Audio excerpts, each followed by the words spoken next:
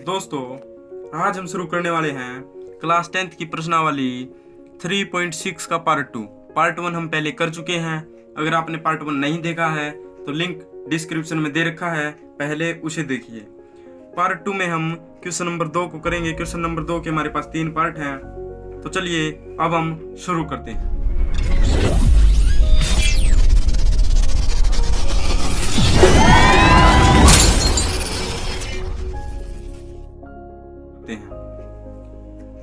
Question number 2 का पहला part हमारे पास है, ऋतु धारा के अनुकूल 2 घंटे में 20 किलोमीटर तैर सकती है। इसने कहा कि ऋतु है जो वो 2 घंटे में 20 किलोमीटर तैरती है धारा के अनुकूल, यानी अगर जल इधर बह रहा तो वो भी इधर ही तैरेगी, तो उसको 2 घंटे लगते हैं। और धारा के प्रतिकूल 2 घंटे में 4 किलोमीटर तैरती है, यानी अगर धारा इधर बह रही है तो वो पानी के बिल्कुल विपरीत दिशा में ऐसे तैरेगी, तो उसको 4 घंटे लगते हैं। उसकी स्थित जल में तैरने की चाल तथा धारा की चाल ज्ञात कीजिए। उसने कहा कि उसकी स्थित जल में यदि जल खड़ा हो, इधर उधर ना, मतलब धारा नहीं हो जल में, तो उसकी क्या चाल होगी और धारा की चाल ज्ञात कीजिए। तो जो जो हमसे पूछा गया हम उसी को मान लेते हैं। माना ऋतु की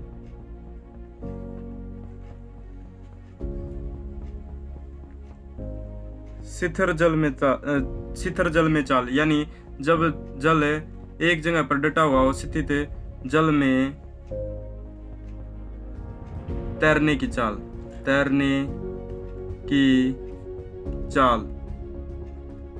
चाल हम मान लेते हैं x किलोमीटर प्रति घंटा, यानी वह x किलोमीटर 1 घंटे में तैरती है।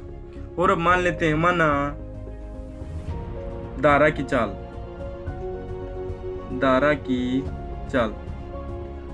चाल हम y किलोमीटर प्रति घंटा मान लेते हैं। अब देखिए क्वेश्चन में कहा क्या गया है, अगर वह अनुकूल चले, अनुकूल यानी अगर धारा ऐसे जा रही है तो ऋतु भी ऐसे ही तैरेगी। तो क्या होगा, अगर धारा के अनुकूल चलेंगे तो हमारी स्पीड क्या होगी, बढ़ेगी। धारा की स्पीड और हमारी स्पीड ऐड हो जाएगी, तो क्या होगा वहां पर धारा की चाल, मतलब धारा के अनुकूल चाल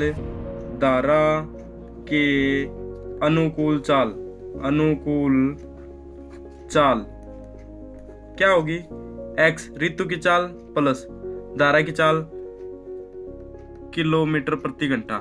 ऋतु की चाल में धारा की चाल और प्लस हो जाएगी, यानी अब वह इतनी स्पीड से जाएगी। अब देखिए चाल दूरी समय का चैप्टर इसमें खूब उपयोग किया गया, उसका चाल दूरी समय का ही चैप्टर कर रहे हैं यहाँ पे एक प्रकार से।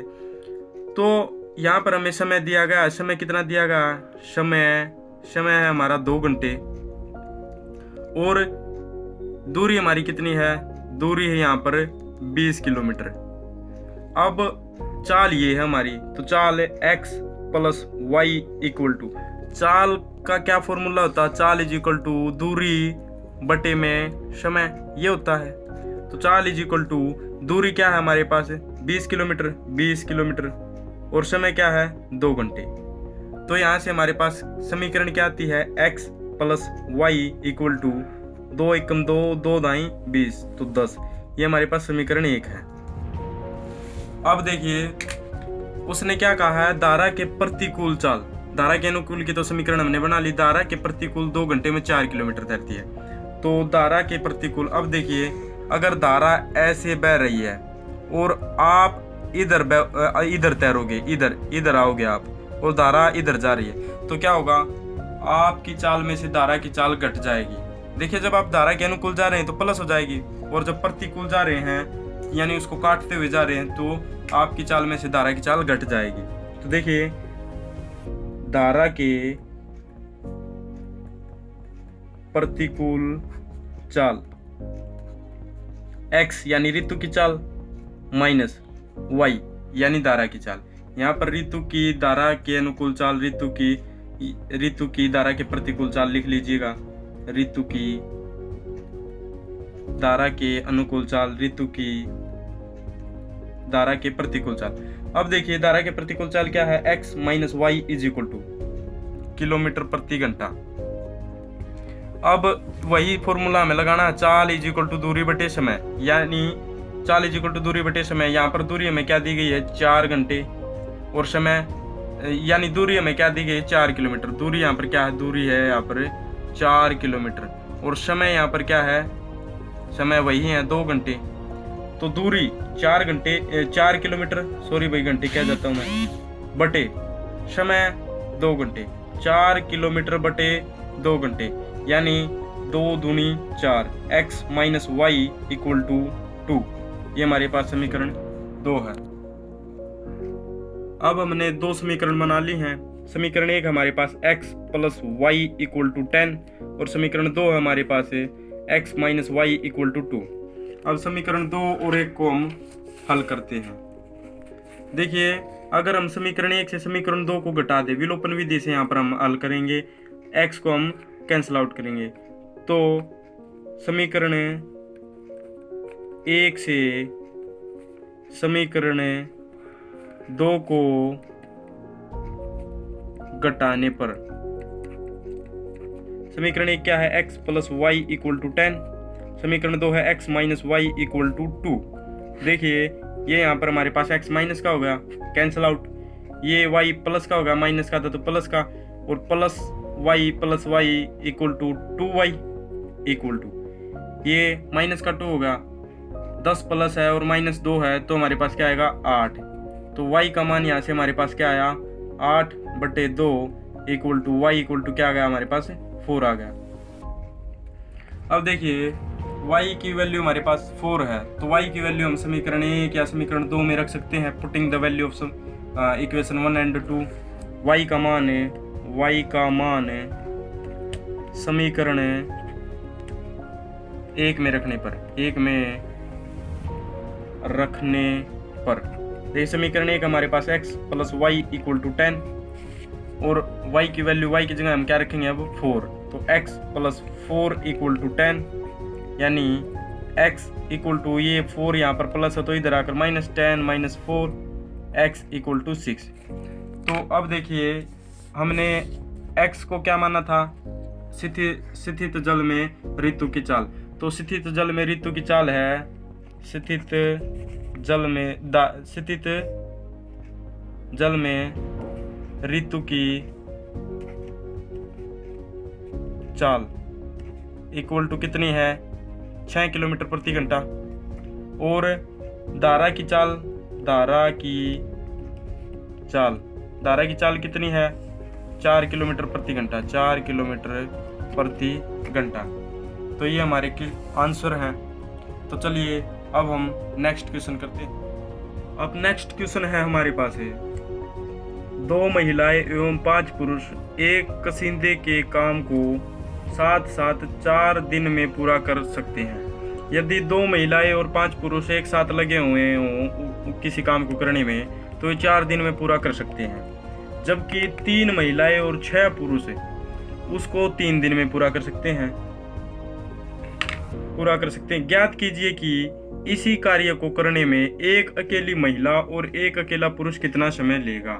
देखिए, इसने कहा गया है कि 2 महिलाएं 5 पुरुष उसको 4 दिन में करते हैं, 3 महिलाएं 6 पुरुष उसको 3 दिन में करते हैं, तो एक महिला और एक अकेला पुरुष कितने दिन में करेगा। तो जो हमसे पूछा गया हमने उसी को मानना है। किसी भी क्वेश्चन में आपको जो पूछा गया आपको वही मानना सबसे पहले। तो पहले मान लेते हैं हमें एक पुरुष एक महिला का पूछा गया, तो माना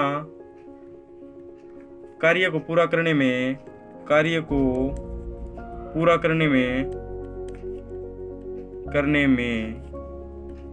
एक महिला द्वारा लिए गए कुल दिन, एक महिला द्वारा लिए गए दिन कितने हैं, x मान लेते हैं। और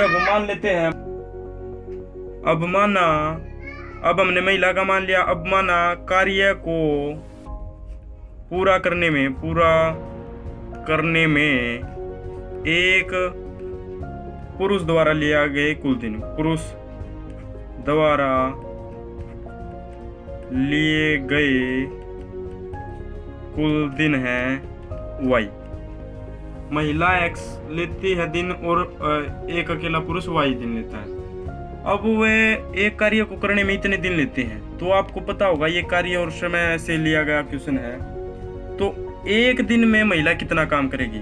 महिला द्वारा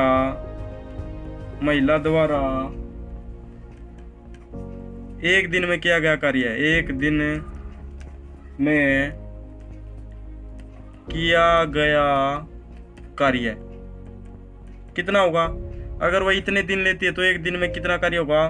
1/x होगा, आपको पता है ये।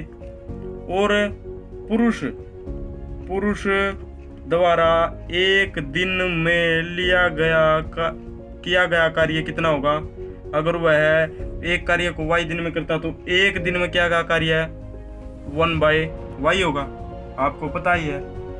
अब ये हमने बना लिया अपना समीकरणों का आधार। अब समीकरण ही इससे बनेंगे। देखिए, अब पहली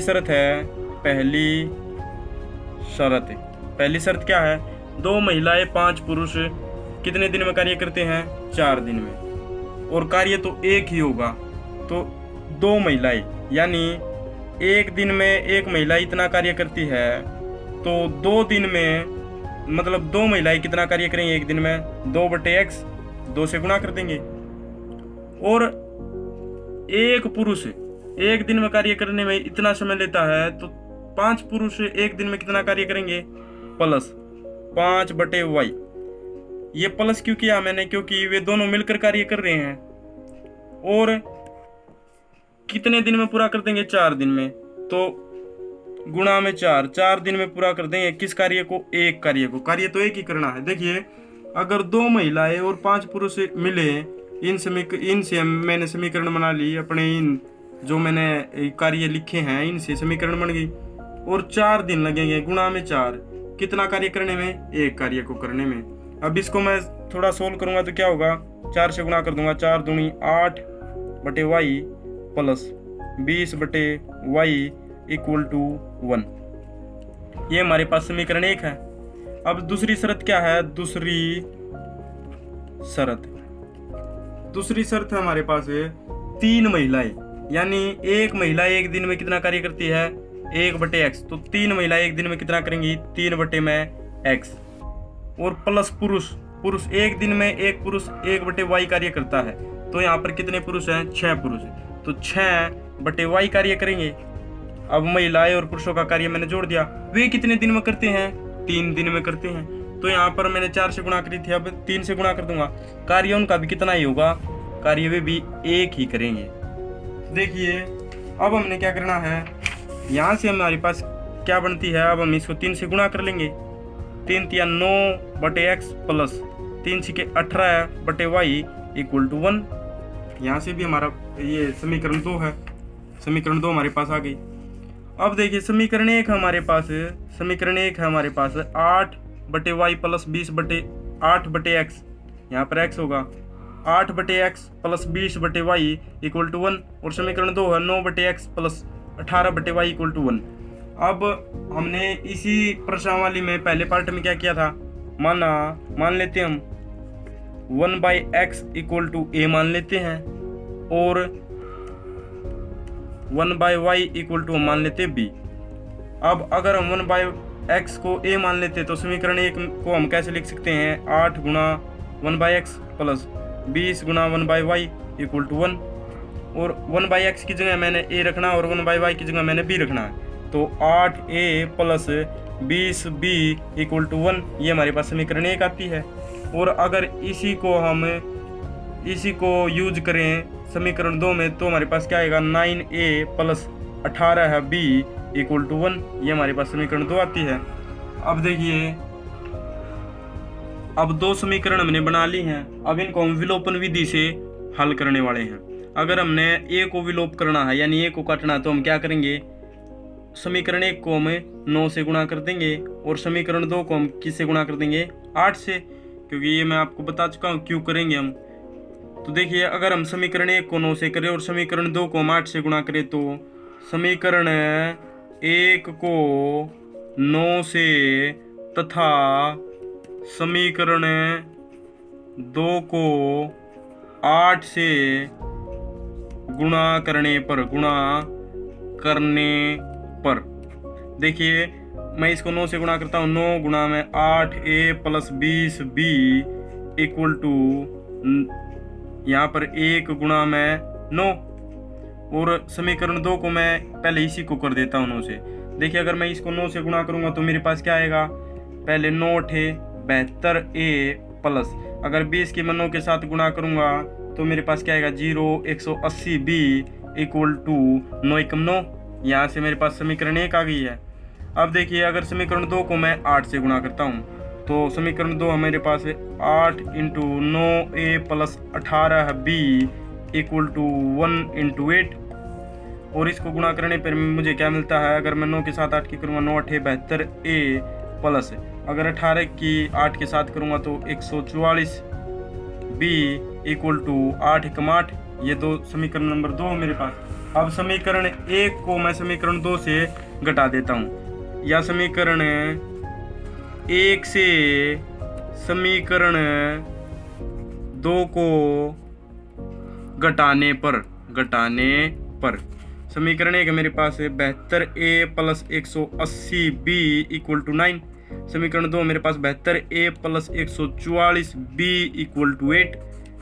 देखिए माइनस कैंसिल आउट हो गया, 72a हमारे पास है।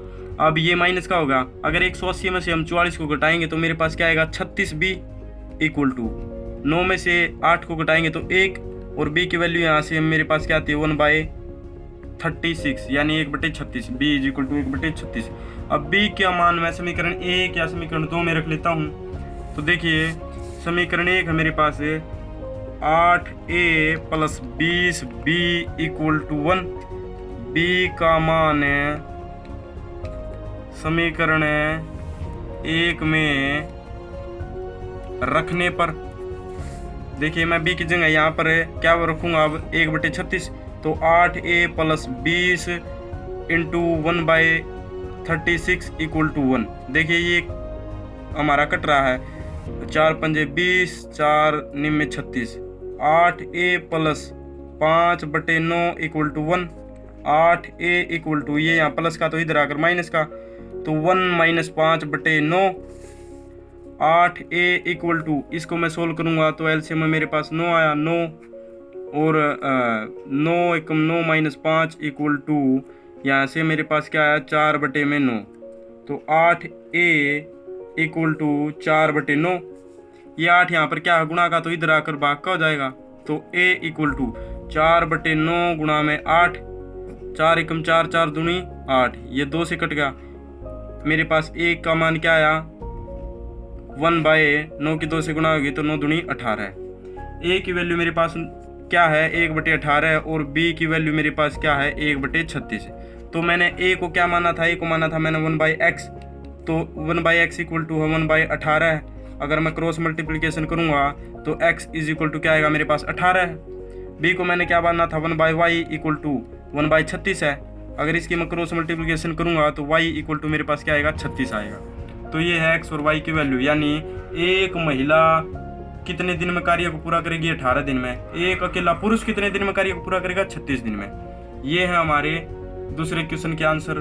तो चलिए अब हम नेक्स्ट क्वेश्चन करते हैं। अब नेक्स्ट क्वेश्चन है हमारे पास है, देखिए इसमें क्या कहा गया है, रूही 300 किलोमीटर दूरी पर स्थित अपने घर जाने के लिए कुछ दूरी रेलगाड़ी द्वारा तथा कुछ दूरी बस द्वारा तय करती है।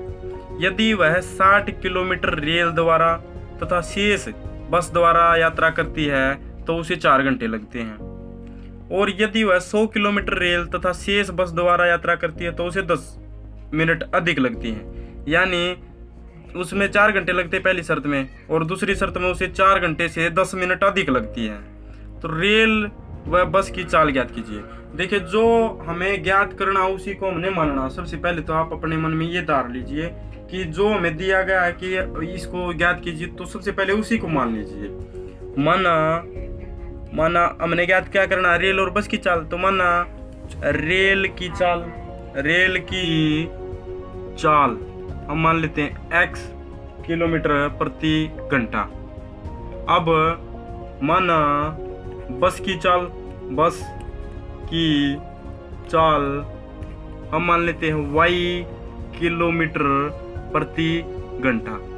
तो देखिए पहली शर्त उसने क्या कही है कि यदि वह 60 किलोमीटर रेल द्वारा तथा शेष बस द्वारा यात्रा करती है। अगर वह 60 किलोमीटर रेल द्वारा करेगी तो 300 में से 60 किलोमीटर रेल द्वारा, बाकी यानी 240 किलोमीटर वह बस द्वारा करेगी। तो देखिए हमारे पास यहाँ पर अगर 60 किलोमीटर है, 60 किलोमीटर रेल द्वारा यात्रा करने पर 60 किलोमीटर रेल द्वारा यात्रा करेगी तो हमारे पास क्या आएगा। पहले तो मैं आपको कुछ फॉर्मूले बता देता हूँ। चाल दूरी समय के चाल निकालने का हमारे पास फॉर्मूला क्या होता है, दूरी बटे समय। और समय निकालने का हमारे पास क्या होता है, समय निकालने का होता है दूरी बटे चाल। और दूरी निकालने का हमारे पास फॉर्मूला होता है समय गुणा चाल। तो ये हमारे पास फॉर्मूले होते हैं। अब देखिए 60 किलोमीटर रेल द्वारा यात्रा तय करेगी तो पहले कितना समय लेती है, 4 घंटे। यानी समय वाला फॉर्मूला लगाएंगे हम, समय 4 घंटे। दूरी कितनी तय करेगी, 60 किलोमीटर। और चाल कितनी है उसकी, जो इनकी चाल है। तो देखिए यदि वह 60 किलोमीटर रेल के द्वारा तय करेगी तो 60 बटे में रेल की चाल कितनी, x। मैंने यहाँ पर समय वाला फॉर्मूला लगाया, प्लस शेष किसके द्वारा करेगी, बस के द्वारा। यानी 240 किलोमीटर बस के द्वारा करेगी। और समय कितना लेगी बस, y इक्वल टू कितने समय में 4 घंटे में। अगर वह ये कंडीशन लेती है तो वो 4 घंटे में अपने घर पहुंच जाती है। देखिए मैंने समय वाला फॉर्मूला यहाँ पर अप्लाई किया है। ये समीकरण 1 है हमारे पास। अब देखिए समीकरण 2 क्या है, दूसरी शर्त क्या है, यदि वह 100 किलोमीटर रेल द्वारा तय करती है, 100 किलोमीटर रेल द्वारा यात्रा करने पर 100 किलोमीटर करेगी तो 100 बटे में x प्लस, यानी रेल द्वारा 100 करेगी तो 100 दूरी कितनी है, 100 किलोमीटर। और चाल कितनी है उसकी, x। तो दूरी बटे में चाल। और बस द्वारा फिर कितनी करेगी, 2 से, क्योंकि 300 में से 100 रेल द्वारा करेगी तो बाकी 2 से किसके द्वारा करेगी, बस के द्वारा कितनी दूरी, 2 से। चाल कितनी, y। दूरी बटे में चाल। समय कितना लेगी, 4 घंटे से 10 मिनट अधिक, यानी 4 घंटे प्लस 10 मिनट को मैं कैसे लिखूंगा, 10 मिनट बटे में 60, यानी 1 घंटे के हिसाब से लिखा मैंने, घंटे के रूप में लिखा इसको, 10 बटे में 60। इसी प्रकार से तो 10 मिनट को लिखेंगे। तो देखिए 10 एकम 10, 10 सिक्के 60। यहाँ पर 100 बटे x प्लस 2 से बटे y इक्वल टू, अगर मैं इसको सोल्व कर लूँ 4 प्लस यहाँ पर 1/6 है, 1/6 आया मेरे पास। अगर मैं इसको अच्छी तरह से सोल्व करूँगा तो 100x प्लस 2 से y इक्वल टू, यहाँ पर मेरे पास क्या आएगा, 25/6 आएगा। अगर इसको मैं देखिए सोल्व करके दिखाता हूँ, 6 एलसीएम 6 चौके 24 प्लस 1 25/6। ये समीकरण 2 है मेरे पास। अब देखिए समीकरण 1 क्या है मेरे पास, समीकरण 1 है मेरे पास, समीकरण 1 ये रही, 60/x 2 से प्लस 2 से 40/y इक्वल टू 4। और समीकरण 2 मेरे पास 100/x प्लस 2 से बटे y इक्वल टू 25/6। तो यहाँ पर मैं क्या करूँगा, यहाँ पर मैं माना 1/x इक्वल टू a मान लूँगा। और जैसे मैंने पहले क्वेश्चन में माना था 1/y इक्वल टू मैं b मान लूँगा। अगर मैं 1/x a मान लूँगा और 1/b, अगर मैं 1/y मैं b मान लूँगा तो मेरे पास क्या आएगा, देखिए इसको मैं कैसे लिख सकता हूँ, 60 इंटू 1/x प्लस 2 से 40 इंटू 1/y इक्वल टू 4। इसकी जगह मैंने ये रखना और इसकी जगह मैंने क्या रखना है, b। तो मेरे पास क्या आएगा, 60a प्लस 2 से 40b इक्वल टू 4। ये समीकरण 1 है। और इसी प्रकार मैं समीकरण 2 को भी रखूँगा तो 100a प्लस 2 से b इक्वल टू 25/6। ये समीकरण 2 है मेरे पास। अब हमारे पास समीकरण 1 और समीकरण 2 हमें मिल चुकी हैं। अब इसको हम प्रतिस्थापन विधि से हल करेंगे। तो समीकरण 1 से आप चाहे किसी भी विधि से किसी भी समीकरण को हल कर सकते हैं। आपकी इच्छा अनुसार आपके पास 3 विधियां हैं, तीनों विधियों से किसी भी मेथड से आप उसको सोल्व कर सकते हैं। हम यहाँ पर प्रतिस्थापन विधि से करेंगे। तो देखिए 60a plus 240b equal to 4, समीकरण एक ये है। 60a इक्वल टू, ये मैं अगर इसको इधर ले आऊँ तो माइनस का हो जाएगा 4 माइनस 240b, और a equal to 4 minus 240b बटे में 60। ये मेरे पास समीकरण एक से मिलता मुझे a का मान। अब मैं a के मान को समीकरण b में रख दूंगा, समीकरण 2 में रख दूंगा, यानी a का मान समीकरण 2 में रखने पर ये प्रतिस्थापन विधि मैंने आपको सिखाई थी। अगर आपने ये नहीं आती है तो हमारी पहले वाली वीडियो को जरूर देखिए।